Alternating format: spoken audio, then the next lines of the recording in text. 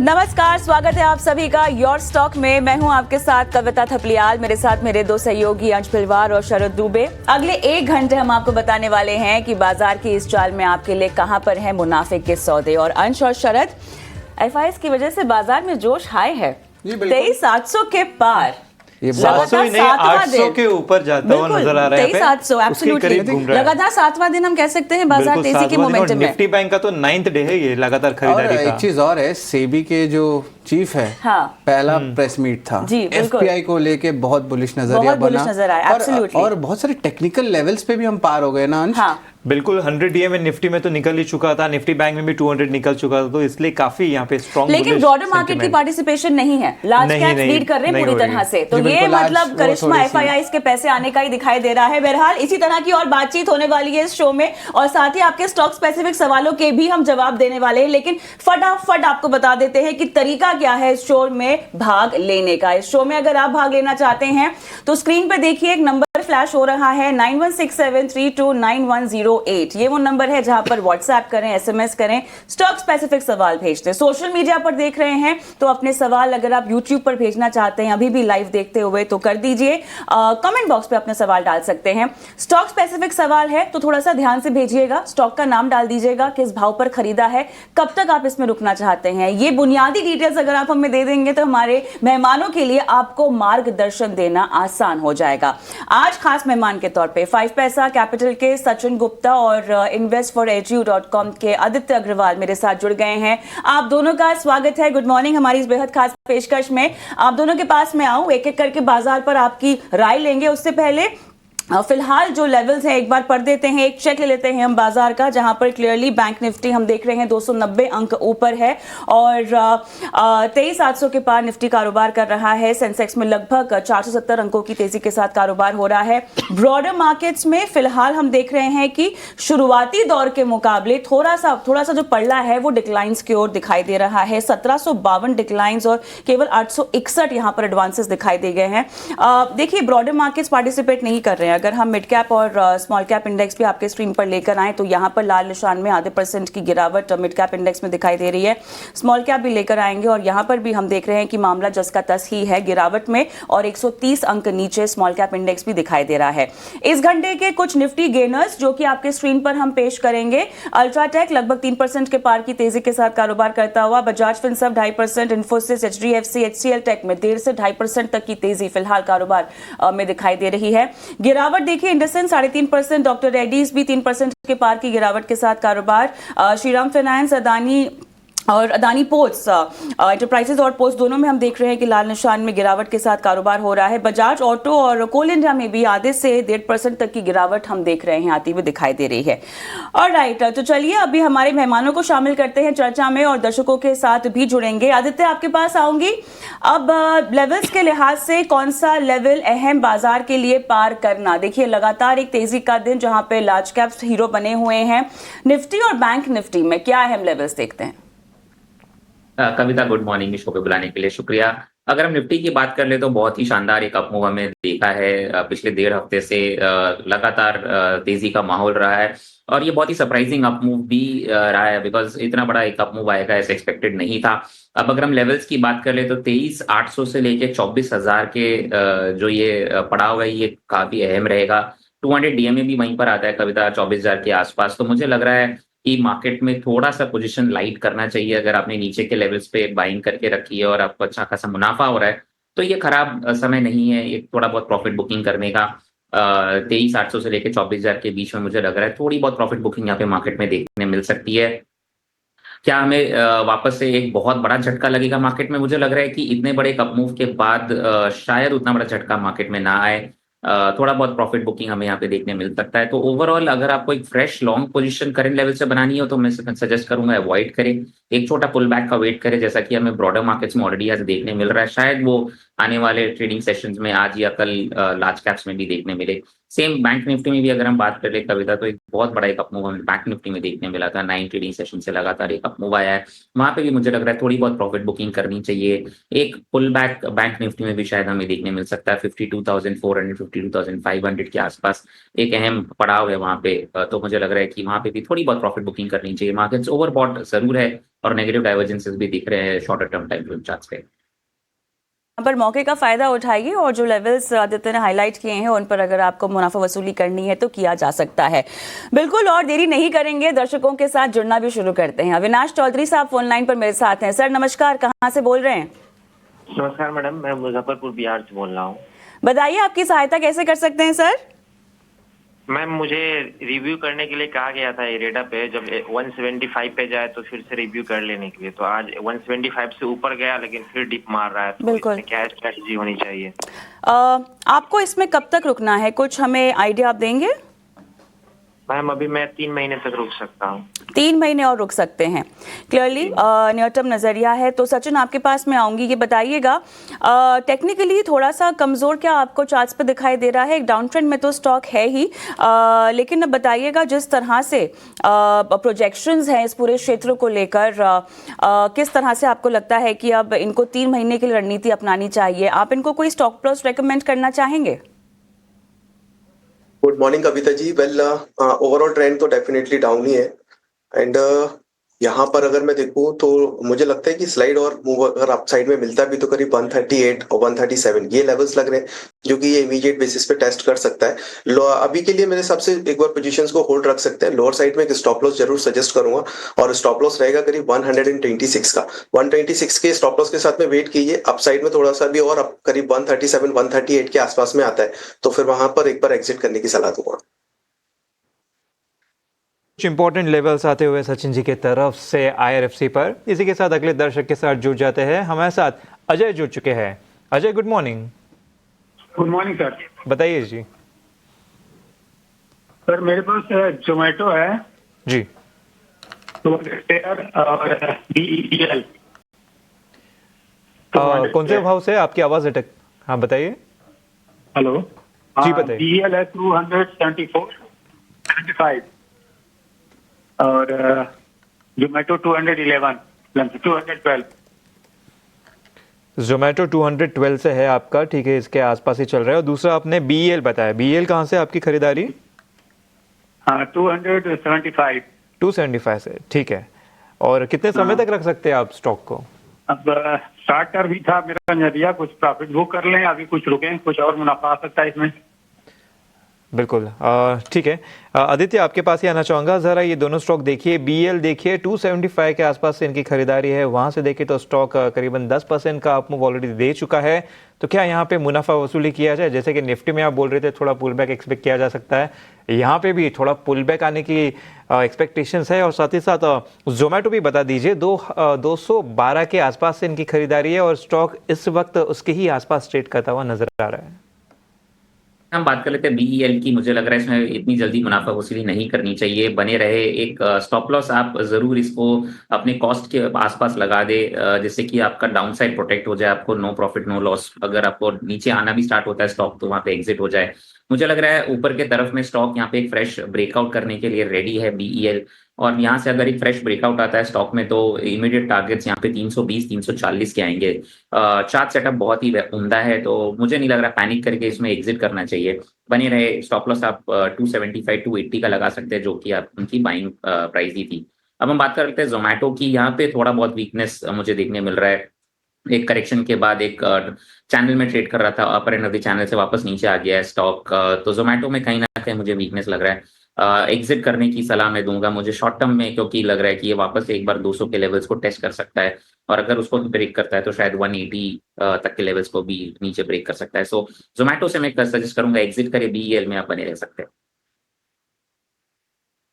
आदित्य की राह हम आगे बढ़ते हैं और टाटा मोटर्स पर रतन सिंह हमारे दर्शक है, वो सवाल पूछना चाहते हैं। सचिन, इन्होंने ख़रीद रखे हैं, होल्ड कब तक करना है इनको ये जानना है। इनकी एक बार बाइंग प्राइस मैं थोड़ी सी कंफ्यूज्ड हूँ, 872 और राइट 872 इनकी बाइंग प्राइस है। और नज़रिए का आइडिया ये आप ही से मांग रहे हैं कि कितना रुकना चाहिए, तो बताइएगा किस तरह से अब टेक्निकली जो बेरिश ट्रेंड में है शॉर्ट टर्म में, क्या आपको लगता है कि इनको थोड़ा सा 6 महीने का समय और देना चाहिए? बिल्कुल कविता जी, कम से कम 6 से 8 महीने का समय इनको देना चाहिए मुझे लगता है पर्टिकुलर स्टॉक में। तभी वो लेवल्स जो इनके कॉस्ट के आसपास के हैं वो अचीव होते हुए नजर आ सकते हैं, वो टेस्ट होते हुए दिखाई दे सकते हैं। लोअर साइड से एक अच्छा रिवर्सल देखा है हमने करीब 600-606 के आसपास से। लाइक वीकली पर अगर हम देखें तो 200 वीक्स के मूविंग एवरेजेस से स्टॉक के अंदर टर्न अराउंड आया है। पूरी पॉसिबिलिटीज है एक बार अपवर्ड मोमेंटम वापस से कंटिन्यू करने की। इमीडिएट टारगेट्स जो चार्ट्स के अकॉर्डिंगली अभी मुझे लग रहे हैं शॉर्ट टर्म में वो हो सकते हैं करीब नियर टू शॉर्ट टर्म के अंदर वो हो सकते हैं करीब 750-760 के आसपास में। मुझे लगता है 750-760 के आसपास में चार्ट्स पर वापस से एक बार रिव्यू लेना जरूरी रहेगा, बट अभी के लिए वेट करने की सलाह रहेगी। एक स्टॉप लॉस जरूर डाउन साइड में 670 का रख सकते हैं। 670 के साथ में पोजीशंस में बने रहिए। 750-760 आता है, वापस रिव्यू करेंगे और फिर फर्दर जो है प्रेडिक्शंस लेंगे फर्दर ट्रेंड के लिए और टारगेट्स के लिए। ऑलराइट, चलिए टाटा मोटर्स पर फिलहाल थोड़ा सा आपको रुकना पड़ेगा, समय देना पड़ेगा सचिन के मुताबिक। टाटा मोटर्स पर ये सलाह, लेकिन इन्फोसिस पर आदित्य भरत हमारे दर्शक हैं यूट्यूब से, ये सवाल पूछ रहे हैं और बहुत इंटरेस्टिंग सवाल है इनका। ये जानना चाहते हैं कि एंट्री के लिए कौन सा लेवल आप रेकमेंड करेंगे।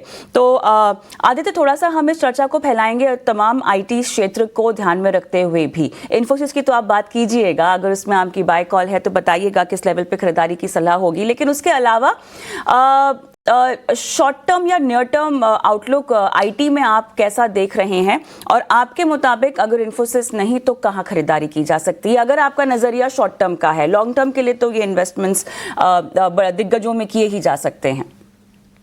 बिल्कुल कविता, हम IT क्षेत्र की पहले बात कर लेते हैं। मुझे लग रहा है कि बहुत ज्यादा अंडर परफॉर्मेंस रहा है IT पूरे सेक्टर में एज अ होल, और ऑब्वियस रीजन से after Trump coming into power. But मुझे लग रहा है कहीं ना कहीं अब मौका है IT सेक्टर में एक पोजीशन बनाने का, लॉन्ग ट्रेड्स करने का यहाँ पे, क्योंकि हम देख रहे हैं कि मार्केट्स बहुत डायनामिक हो चुके हैं और सेक्टर रोटेशन आजकल बहुत फास्ट होते हैं। तो जो under performed, under own sectors थे जैसे कि IT और FMCG, आज के ट्रेडिंग सेशंस में उसमें ऑलरेडी एक बाइंग पैटर्न इमर्ज होकर आ रहा है, और मुझे लग रहा है आने वाले ट्रेडिंग सेशंस में आपको और ज्यादा एक अपमूव IT सेक्टर में डेफिनेटली देखने मिलेगा। तो ओवरऑल अगर मैं बहुत ही शॉर्ट टर्म ट्रेंड की बात कर लूँ, 1 हफ्ते 2 हफ्ते या 3 हफ्ते की बात कर लूँ, तो मेरे हिसाब से IT सेक्टर में डेफिनेटली एक लॉन्ग पोजीशन बनाना चाहिए, और यहाँ पे बाइंग फ्रेश इमर्ज होकर आती है। अब अगर हम बात कर ले कि कौन से सेक्टर्स पे फोकस, कौन से स्टॉक्स पे फोकस करना चाहिए IT में, तो मेरे हिसाब से पहले मिड कैप IT स्टॉक्स में एक अपमूव दिखाई देगा, उसके बाद शायद लार्ज कैप IT स्टॉक्स में हमें एक अपमूव दिखाई दे। प्रेडोमिनेटली मिड कैप IT स्टॉक्स, क्योंकि उसमें डोमेस्टिक फोकस ज्यादा रहता है।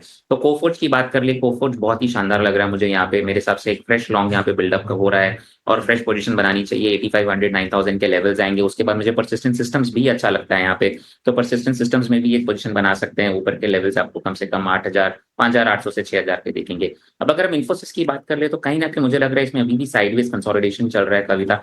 अवॉइड करने की सलाह दूंगा large cap IT current levels पे। आप पहले फोकस करें mid cap IT, may be उसके बाद आप लार्ज कैप IT में एक मोमेंटम बिल्डअप हो तब देख सकते हैं। फिलहाल के ट्रेडिंग सेशंस में अगर मैं बोलूं तो कहीं ना कहीं मोमेंटम लैकिंग है लार्ज कैप IT स्टॉक्स में, तो इसी वजह से मैं थोड़ा अवॉइड करना चाहूंगा।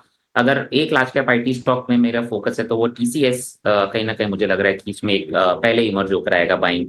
4000 के लेवल्स देखने मिल सकते हैं। तो अगर आपको एक लार्ज कैप IT स्टॉक देखना है तो TCS पे फोकस करें। लार्ज कैप IT से अगर आप दूर रहना चाहते हैं तो वो भी गलत रणनीति नहीं होगी आदित्य के मुताबिक। हालांकि अगर आपको खरीदारी करनी है लार्ज कैप IT में तो TCS, वरना मिड कैप IT की ओर आपका फोकस बढ़ाया जा सकता है। की बात करें तो निफ्टी बैंक दोनों ही मार्च के निचले स्तर से देखें तो 8% भाग चुके हैं, लेकिन यहाँ पे सवाल आता है कि क्या बाजार में तेजी का दौर आगे भी जारी रहेगा? मार्च एक्सपायरी तक कहां जाएगा निफ्टी और साल अंत तक निफ्टी कहां जा सकता है? इस पर ब्रोकरेज हाउस की क्या राय है, बताने के लिए हमारे साथ हमारे सहयोगी शरद दुबे जुड़ चुके हैं। शरद, बताएं। जी बिल्कुल, निफ्टी की देखें तो मार्च के लो से जो है 8% भाग चुकी है। 2025 के जितने लॉसेस थे सब कवर हो चुके हैं, वो कल के ही ट्रेडिंग सेशन में हमने देखा। और अब जो मेगा पोल हमने लिया है, जहां पे हमने ब्रोकरिंग हाउसेज और फंडामेंटल गेस्ट से भी पूछी कि ओवरऑल क्या लगता है बाजार में क्या जाएगा। मैंने 7 क्वेश्चंस बनाए हैं और इस पे सबसे पहला सवाल उठता है कि क्या निफ्टी में तेजी का दौर आगे भी जारी रहेगा। यहाँ पे 60% लोग कहते हैं कि तेजी बनी रहेगी, यानी कि बाजार में बुलिशनेस रहेगा। कंसोलिडेशन के बात करें तो 30% लोग कहते हैं कि कंसोलिडेशन हो सकता है। मुनाफा वसूली के आंकड़े सिर्फ 10% के, ज़्यादा यहाँ पे मोलभाव नहीं है। दूसरा सवाल मैंने पूछा था कि मार्च के एक्सपायरी तक निफ्टी का क्या स्तर हो सकता है, क्या इंपॉर्टेंट लेवल्स मार्च के मंथ में देखने मिल सकते हैं, और 24,000 का आंकड़ा सामने आ रहा है। 55% जो है रिस्पोंडेंट्स कहते हैं कि 24,000 का जो लेवल्स है वो टच किया जा सकता है। थोड़े कंजर्वेटिव साइड में बात करें तो 23,800 का भी लेवल है, जहाँ पे 30% रिस्पोंडेंट्स ने कहा ये आंकड़ा आएगा, और 23,500 सिर्फ 15% लोग ने कहा है कि ये लेवल्स आ सकते हैं। तीसरा सवाल मैंने पूछा था कि आगे तेजी के लिए सबसे मजबूत ट्रिगर क्या होंगे, कौन से वो फंडामेंटल ट्रिगर है जिस पे आपकी नजर होनी चाहिए। तो 3 ऑप्शंस थे, एफआईज की खरीदारी, मजबूत चौथे तिमाही के नतीजे और टैरिफ पे राहत। उसमें सबसे ज्यादा जो 2 फैक्टर बाजार के लिए है वो है एफआईज की खरीदारी और एक मजबूत चौथे तिमाही के नतीजे। अब याद रखिए अप्रैल से जो है ये नतीजे आने भी लगेंगे, तो ये 90% डिसाइड करने वाले हैं कि बाजार के ट्रिगर जो है कितने पॉजिटिव हो सकते हैं आगे जाते हुए। चौथा सवाल मैंने पूछा था कि दिग्गजों में किस शेयर की जो है सबसे बड़ी तेजी की तैयारी हो सकती है। 3 बड़े दिग्गज कंपनीज है, रिलायंस, आईसीआईसीआई बैंक और एल&टी हमारे लिस्ट में शामिल है, जहां पे रिलायंस और एल&टी पे एक बहुत बुलिश नजरिया बन रहा है। रिलायंस पे 50% लोग कहते हैं कि तेजी की सबसे ज्यादा तैयारी है इन 3 ऑप्शन में। एल&टी जो देश का सबसे बड़ा इंफ्रा कंपनी है, यहाँ पे भी जो एक बुलिश नजरिया बनता है, लगभग 40% का ग्रोथ देखने मिल सकता है। ये जो है पब्लिक कह रहे हैं 40% रिस्पोंडेंट्स का। 5वां सवाल था कि प्राइवेट बैंकिंग स्पेस में कहाँ वैल्यू दिखता है, कहाँ ज़्यादा पैसा बन सकता है। कोटक बैंक में सिर्फ 10% ही रहा है, और ऑफ कोर्स स्टॉक भी बात करें तो यहाँ अपने 52 वीक हाई लेवल्स के पास है।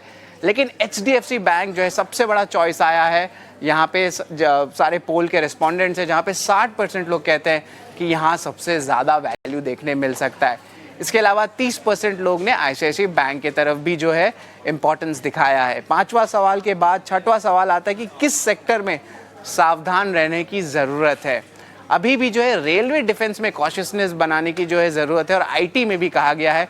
तो ये दोनों अगर कंबाइन करें तो 85% लोग कहते हैं कि आईटी, रेलवे और डिफेंस में कॉशियस रही है। फार्मा में भी जो है हम देख रहे हैं थोड़ी सी सेलिंग ज़रूर हो रही है, पर उतनी सावधानी परख जो है रेस्पोंडेंट्स ने नहीं दिखाई है फार्मा को लेके।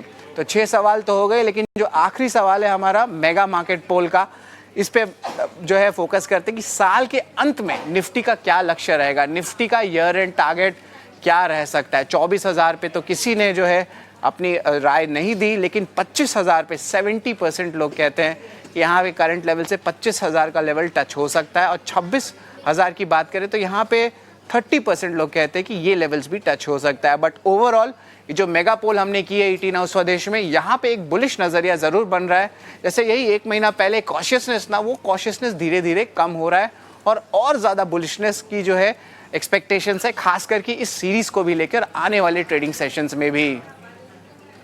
बिल्कुल शरद, तो बढ़िया सवाल और बहुत बुलिश जवाब यहाँ पे आते हुए 24,000 जा सकता है और 25,000 ईयर एंड तक जा सकता है। कॉशियस वाले यहाँ पे सेगमेंट देखे तो रेलवे और डिफेंस नजर आते हैं, आईटी में भी थोड़ा कॉशियस सेंटिमेंट बनता हुआ नजर आ सकता है। ये था पूरा रिसर्च शरद की तरफ से ब्रोकरेज हाउस के साथ। चलिए शो को आगे बढ़ाते हैं और रुक करते हैं हमारे अगले सेगमेंट, देखते हैं कि ऑप्शन के जरिए कमाई के मौके कहाँ बन रहे। तो रुक करते हैं हमारे अगले सेगमेंट की ओर, ऑप्शन के चैंपियंस।